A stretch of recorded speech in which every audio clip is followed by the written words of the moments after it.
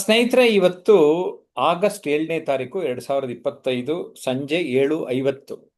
Doctor Vijayalakshmi Balekundri ಅವರು ನಮ್ಮ YouTube live ಬರ್ತಾರೆ. ಆಮೇಲೆ ಲೈವ್ ನೋಡಿ ನೀವು. ಈ ವಿಡಿಯೋ ಸ್ವಲ್ಪ ಲೇಟಾಗಿ ಪೋಸ್ಟ್ ಮಾಡಿರ್ತಾನೆ.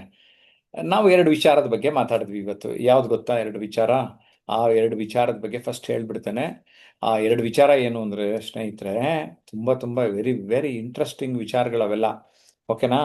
ಮೊದಲನೇದು ರೋಡ್ ರೇಜ್, ರಸ್ತೆ ಕೋಪ. ಸಿಕ್ಕಾಪಟ್ಟೆ ವ್ಯತ್ಯಾಸ ಆಗ್ತದೆ ರಸ್ತೆ ಮೇಲೆ ಅಲ್ವಾ? ಆ ವಿಷಯದ ಬಗ್ಗೆ ನಮ್ಮೆಲ್ಲ ಆನ್ಲೈನ್ ಸ್ಟೂಡೆಂಟ್ಸು ಮಾತಾಡಿದ್ರು. ಯಾರ್ಯಾರು ಮಾತಾಡಿದ್ರು ಅವ್ರ ಮುಖ ಬರೋದು ತೋರಿಸ್ಬಿಡ್ತೀನಿ ನಿಮಗೆ. ಆಮೇಲೆ ಕಣ್ಣು ಚೆನ್ನಾಗಿದ್ದರೆ ಜಗತ್ತು ಚಂದ, ನಾಲಿಗೆ ಚೆನ್ನಾಗಿದ್ದರೆ ನಾವೇ ಚಂದ ಅಂತ ಹೇಳಿದ್ರು. ಸೊ ನಾನು ಈ ಸಂದರ್ಭದಲ್ಲಿ ಡಾಕ್ಟರ್ ವಿಜಯಲಕ್ಷ್ಮಿ ಬಾಳೆಕುಂದ್ರಿ ಅವರು ಕೂಡ ನಮ್ಮ ಜೊತೆ ಇದ್ದಿದ್ರಿಂದ ಈ ಒಂದು ಇಂಟ್ರಾಕ್ಷನ್ ಅವ್ರಿಗೆ ಹೇಗೆ ಅನ್ನಿಸ್ತು ಅನ್ನೋದನ್ನ ಕೇಳ್ತಾ ಇದ್ದೇನೆ. Yes madam, over to you. ಎಲ್ಲರಿಗೂ ನಮಸ್ಕಾರ.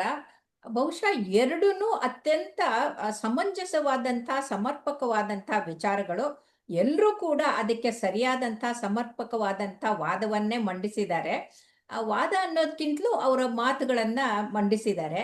ಆ ನಾಲ್ಕು ಜನನು ಕೂಡ ಬಹಳ ಅದ್ಭುತವಾಗಿ ತಮ್ಮದೇ ರೀತಿಯಲ್ಲಿ ವಿಶ್ಲೇಷಣೆ ಮಾಡಿದ್ರು.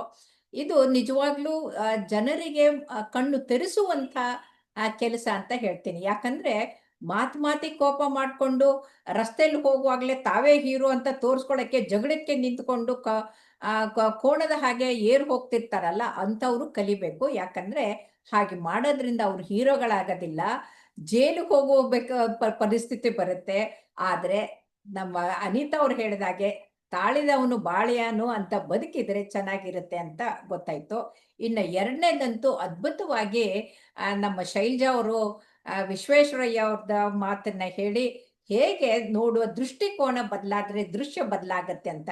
ಇಡೀ ಜೋಗದ ಜಲಪಾತ ಎಲ್ಲರೂ ಚೆನ್ನಾಗಿದೆ ಅಂತ ಕಂಡ್ರೆ ಅವರು ಅದರಿಂದ ಇಲೆಕ್ಟ್ರಿಸಿಟಿ ಉತ್ಪಾದನೆ ಮಾಡುವಂತ ಹೈಡ್ರೋ ಎಲೆಕ್ಟ್ರಿಸಿಟಿಗೆ ಮಹತ್ವ ಕೊಟ್ರು ಅಂತ. ಹಾಗಾಗಿ ನಾಗ್ತಿಹಳ್ಳಿ ಜಯಪ್ರಕಾಶ್ ಅವ್ರು ಹೇಳಿದಾಗೆ ನೋಡುವ ದೃಷ್ಟಿ ಬದಲಾದ್ರೆ ದೃಶ್ಯ ಬದಲಾಗತ್ತೆ ಅನ್ನೋದನ್ನ ಎಲ್ಲರೂ ಚೆನ್ನಾಗಿ ಪ್ರತಿಪಾದಿಸಿದ್ದಾರೆ. ಆ ಮಾತು ಮೃದುವಾಗಿರ್ಬೇಕು, ಮಾತು ಚೆನ್ನಾಗಿರ್ಬೇಕು, ಮಾತು ಹಿತವಾಗಿರ್ಬೇಕು. ಸಮಾಜದ ಹಿತಕ್ಕಾಗಿದ್ರೆ ಸಮಾಜ ಒಳ್ಳೇದಾಗತ್ತೆ, ಶಾಂತಿ ಸಮೃದ್ಧಿ ಬರುತ್ತೆ.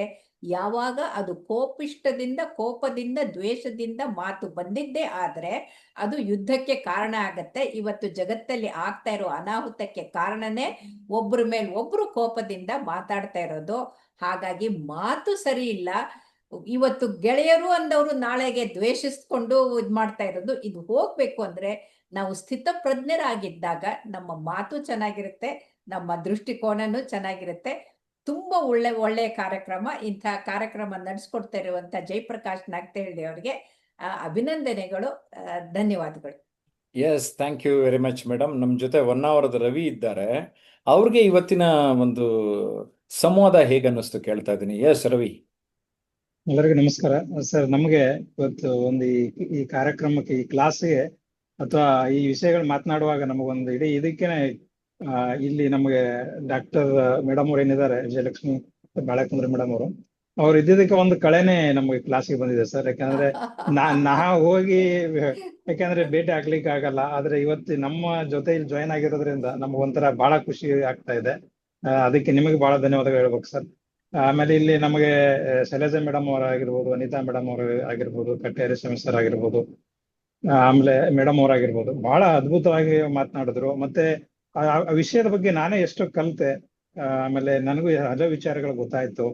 ಆಮೇಲೆ ಹೀಗಾಗಿ ಆಮೇಲೆ ನಮಗೆ ಈ ವಿಷಯದಲ್ಲಿ ಈ ಒಂದು ಯಾವ್ದೋ ಒಂದು ಸಬ್ಜೆಕ್ಟ್ ನಾವು ತಗೊಂಡಾಗ ಇಲ್ಲಿ ವಚನಗಳಾಗಿರ್ಬೋದು ಅಥವಾ ನಮಗೆ ಸಾಹಿತ್ಯ ಆಗಿರ್ಬೋದು ಅಥವಾ ಈ ಅನೇಕ ವಿಷಯಗಳು ಇಲ್ಲಿ ಮಂಡನೆ ಆದವು. ಆ ವಿಷಯಗಳಿಂದ ನಮ್ಮಲ್ಲಿ ಅದನ್ನ ಸರಿಯಾಗಿ ನಮ್ಮ ಮನಸ್ಸಿನ ಆಳಕ್ಕೆ ಹೋಗುವ ಒಂದು ರೀತಿಯಲ್ಲಿ ಮಂಡನೆ ಆಯ್ತು ಅಂತ ಹೇಳಕ್ಕೆ ಇಚ್ಛಪಡ್ತೀನಿ ಸರ್. Okay, very good. ಸ್ನೇಹಿತರೆ, ಈ ಒಂದು ಸಂವಾದ ಹೇಗನ್ನಿಸ್ತು? ಜಯಪ್ರಕಾಶ್ ನಾಗ್ತಿಹಳ್ಳಿ ಹಾಗೂ transmission unlimited YouTube channel subscribe ಮಾಡಿ, ಲೈಕ್ ಮಾಡಿ, 4-6 ಜನಕ್ಕೆ ಶೇರ್ ಮಾಡಿ, ಪುಣ್ಯ ಕಟ್ಕೊಳ್ಳಿ ಅಂತ ಹೇಳ್ತಾ ಈ ವಿಡಿಯೋ ಮುಕ್ತಾಯ ಮಾಡ್ತಾ ಇದ್ದೇನೆ. Thank you very much madam. ನೋಡಿ, ಮೇಡಮ್ ತರ ನಗ್ತಾ ಇರಿ. Okay, good. Yes madam, thank you.